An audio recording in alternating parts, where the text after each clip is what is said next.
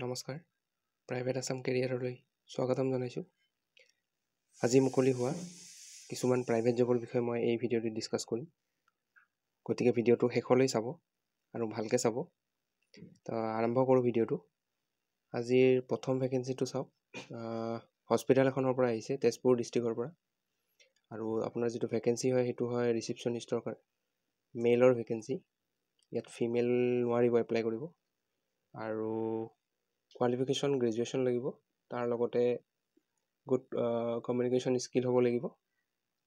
আৰু চেলাৰি দিয়া হ'ব বেষ্ট ইন ইণ্ডাষ্ট্ৰি। আৰু যদি ইণ্টাৰেষ্টেড হয় তেতিয়াহ'লে ইয়াতে মেইল দিয়া আছে, আপোনালোকে মেইলটোত বায়'ডাটাখন পঠাই দিব। আৰু ইয়াৰে লাষ্ট ডেট আপোনালোকে ইয়াতে দেখিব পাইছে 21 ডিচেম্বৰ। 2 নম্বৰ ভেকেঞ্চিটো হ'ল, এইটো 2 নম্বৰ ভেকেঞ্চিটো আপোনালোকৰ চকলেট কোম্পানী এটাৰ পৰা আহিছে, ফেৰাৰো চকলেট বুলি।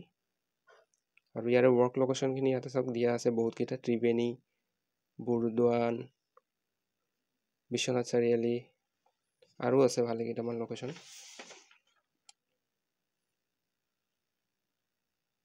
এইকেইটা লোকেশ্যন নলবাৰী আছে। তো জব ৰোলখিনি চাই লওক। Must B graduate from regular universities. Graduation থাকিলে হ'ব আপোনালোকৰ। আৰু ইংলিছ ভালকৈ জানিব লাগিব। আৰু যদি ফ্ৰেছাৰ হয় পাৰিব এপ্লাই কৰিব। আৰু যদি এক্সপিৰিয়েঞ্চ আছে FMCG কোম্পানীত আগতে কাম কৰে তেতিয়াহ'লে এপ্লাই কৰিব পাৰিব। আৰু ইয়াত দিয়া আছে আপোনালোকৰ বাইক ইজ মেণ্ডেটৰী। বাইক থাকিব লাগিব, নহ'লে স্কুটিও থাকিব লাগিব ছোৱালী হ'লে। আৰু ইণ্টাৰভিউ প্ৰচেছ ইয়াতে টেলিফোনিক, মানে টেলিফোনৰ দ্বাৰা তেওঁলোকে কণ্টেক্ট কৰিব। আৰু চেলাৰী ইয়াতে আপোনালোকৰ 30,000 প্লাছ TA প্লাছ PF আৰু ESI আৰু লগতে ইনচেণ্টিভো আছে। আৰু জেণ্ডাৰটো আপোনালোকৰ বইজ এণ্ড গাৰ্লছ মই ক'লোৱে, দুটাই এপ্লাই কৰিব পাৰিব। আৰু যদি এপ্লাই কৰিব খোজে তেতিয়াহ'লে ইয়াতে এটা মেইল দিয়া আছে, এই মেইলটোত আপোনালোকে বায়'ডাটাখন পঠাই দিব। আৰু লাষ্ট ডেট ইয়াৰে 23 ডিচেম্বৰ। আৰু আপোনালোকৰ পোষ্ট নেম আৰু লোকেশ্যনটো মেনশ্যন কৰি দিব যেতিয়া মেইলত বায়'ডাটাখন দিব। পিছৰ ভেকেঞ্চিটো হ'ল 3 নম্বৰ ভেকেঞ্চিটো হ'ল মহিন্দ্ৰা ডিলাৰ এখনৰ পৰা আহিছে। এইটো নগাঁও ডিষ্ট্ৰিক্টৰ পৰা আহিছে। আৰু পষ্টটো হৈছে আপোনালোকৰ জেনেৰেল মেনেজাৰ চেলছৰ। আৰু এক্সপিৰিয়েঞ্চ লাগিব, 5 years এক্সপিৰিয়েঞ্চ লাগিব চেলছত কাম কৰাৰ। আৰু good analytical skills and profound knowledge in local language and English. আৰু আপোনাৰ যদি ইণ্টাৰেষ্টেড হয় তেতিয়াহ'লে ইয়াতে মেইল দিয়া আছে এটা, মেইলটোত বায়'ডাটা পঠাই দিব, নহ'লে কণ্টেক্ট নম্বৰ দিয়া আছে, এই নম্বৰটোত কণ্টেক্ট কৰি ল'ব কিবা যদি সুধিব লগা থাকে। আৰু লাষ্ট ডেট ইয়াতে আপোনালোকৰ 24 ডিচেম্বৰ দিয়া আছে। তাৰ পিছৰ ভেকেঞ্চিটো আপোনালোকৰ চেলছ আৰু মাৰ্কেটিঙৰ কাৰণেই হয়। এইটো ক'ৰ পৰা আহিছে একো মেনশ্যন কৰা নাই, কোম্পানী হয় নে কি হয় কৰা নাই, অকল এনেকৈয়ে দিয়া আছে। আৰু ইয়াতে যদি এপ্লাই কৰিব খোজে তেতিয়াহ'লে ইয়াতে এই মেইলটোত বায়'ডাটাখন পঠাই দিব পাৰিব 10 দিনৰ ভিতৰত। তো 5 নম্বৰ ভেকেঞ্চিটোলৈ আগবাঢ়ো।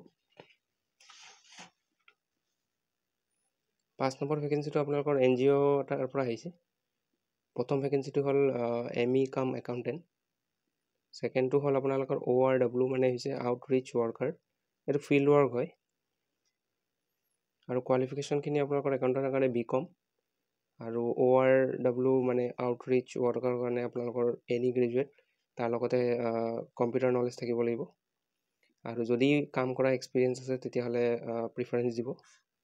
আৰু যদি এপ্লাই কৰিব বিচাৰিছে তেতিয়াহ'লে ইয়াতে যিটো মেইল দিছে এই মেইলটোত আপোনালোকে 7 দিনৰ ভিতৰত বায়'ডাটা, মানে 7 দিনৰ ভিতৰত বায়'ডাটাখন পঠাই দিব। আৰু ইয়াতে আপোনালোকৰ কোনটো ডেটত ইণ্টাৰভিউ হ'ব দিয়া আছে 28 ডিচেম্বৰ। আৰু ইয়াতে অফিচ এড্ৰেছটো দিয়া আছে তলত, এইটো এড্ৰেছটো আপোনালোকে চাই ল'ব। আৰু কণ্টেক্ট নম্বৰ দিয়া আছে দুটা, যদি এপ্লাই কৰিব খোজে বা কিবা যদি সুধিব লগা থাকে তেতিয়াহ'লে কণ্টেক্ট নম্বৰত কল কৰি সুধিব পাৰিব। 6 নম্বৰ ভেকেঞ্চিটো হ'ল টিচাৰৰ ভেকেঞ্চি হয়, এইটো ইংলিছ ছাবজেক্ট। আৰু চেলাৰী নেগচিয়েবল, কণ্টেক্ট নম্বৰ দিয়া আছে। লাষ্ট ডেট আপোনালোকৰ 23 ডিচেম্বৰ। 7 নম্বৰ ভেকেঞ্চিটো হ'ল অসম ৰিফাৰ্বিচাৰ ৱেষ্ট প্ৰচেছিং ইউনিট। ইয়াতে বহুতকেইটা পষ্ট আছে আপোনালোকৰ, যেনে male female candidate for marketing executive. প্ৰথমটো চেলছৰে জব হয়। আৰু বেচেলৰ ডিগ্ৰী থাকিব লাগিব এনি ষ্ট্ৰীম, BBA MBA যদি আছে তেতিয়াহ'লে প্ৰিফাৰেঞ্চ দিব। আৰু ভেকেঞ্চি আছে আপোনালোকৰ দুটা, 2 নম্বৰ পোষ্টটো হ'ল টুৰ এক্সিকিউটিভ আৰু এইটোৰ কাৰণে কোৱালিফিকেশ্যন লাগিব হায়াৰ ছেকেণ্ডেৰী পাছ বা তাৰ ওপৰত হ'লেও হ'ব আৰু ভেকেঞ্চি ইয়াতে এটাই আছে। 3 নম্বৰটো হৈছে অফিচ বয়, কোৱালিফিকেশ্যন 10 পাছ বিচাৰিছে অকল আৰু ভেকেঞ্চি এটা আছে। আৰু যদি এপ্লাই কৰিব খোজে এই ইয়াতে দিয়া মেইলটোত আপোনালোকে বায়'ডাটাখন পঠাই দিব, নহ'লে বা হোৱাটছআপ কৰি দিব এই তলত দিয়া নাম্বাৰটোত। আৰু আপোনালোকক ইণ্টাৰভিউৰ কাৰণে কেতিয়া মাতা হ'ব, কি কৰা হ'ব সেইটো ইয়াতে দিয়া আছে। হোৱাটছআপৰ জৰিয়তে আপোনালোকক যোগাযোগ কৰিব, এইটো দিয়া আছে। Interview date will be informed via mail or WhatsApp. তো 8 নম্বৰ ভেকেঞ্চিটোলৈ আগবাঢ়ো। 8 নম্বৰ ভেকেঞ্চিটো আপোনালোকৰ MIS executive, management information system executive. এইটো লোকেশ্যন পল্টন বজাৰ, গুৱাহাটীৰ পৰা আহিছে আৰু চেলাৰী হ'ব বেষ্ট অন প্ৰিভিয়াছ চেলাৰী। আৰু কোৱালিফিকেশ্যন ইয়াতে লাগিব আপোনালোকৰ এনি গ্ৰেজুৱেট আৰু এক্সপিৰিয়েঞ্চ লাগিব আপোনালোকৰ 2 to 5 years। আৰু যদি এপ্লাই কৰিব খোজে ইয়াতে দিয়া মেইলটোত বায়'ডাটা পঠিয়াই দিব আৰু লাষ্ট ডেট আপোনালোকৰ ইয়াৰে 23 ডিচেম্বৰ। 9 নম্বৰ ভেকেঞ্চিটো আপোনালোকৰ ডাউনটাউন ইউনিভাৰ্চিটিৰ পৰা আহিছে। 1 নম্বৰতে যিটো ভেকেঞ্চি হয় সেইটো ডিজিটেল মাৰ্কেটিং এক্সিকিউটিভৰ হয় আৰু ইয়াতে ডিজিটেল মাৰ্কেটিং এক্সিকিউটিভৰ কাৰণে কিছুমান জব ডেছক্ৰিপশ্যন দিয়া আছে, এইখিনি পঢ়ি ল'ব। বেচেলৰ ডিগ্ৰী লাগিব মাৰ্কেটিং ডিজিটেল টেকন'লজিজ অৰ এ ৰিলেটেড ফিল্ড আৰু 2 বছৰ এক্সপিৰিয়েঞ্চ লাগিব আৰু এডুকেশ্যন ছেক্টৰত যদি আগতে কাম কৰাৰ এক্সপিৰিয়েঞ্চ আছে তেতিয়াহ'লে প্ৰিফাৰেঞ্চ দিব। তো ইয়াতে কিছুমান এইটো জব এপ্লাই কৰিবৰ কাৰণে কিছুমান কাম জানিব লাগিব, যেনে ধৰি লওক ইয়াতে দিয়া আছে proficient in digital marketing tools and platforms, Google Analytics, SEO tools, SEO মানে চাৰ্চ ইঞ্জিন অপ্টিমাইজেশ্যন। তো এইবিলাক কিছুমান জানিব লাগিব, ছ'চিয়েল মিডিয়া হেণ্ডেল কৰিব জানিব লাগিব।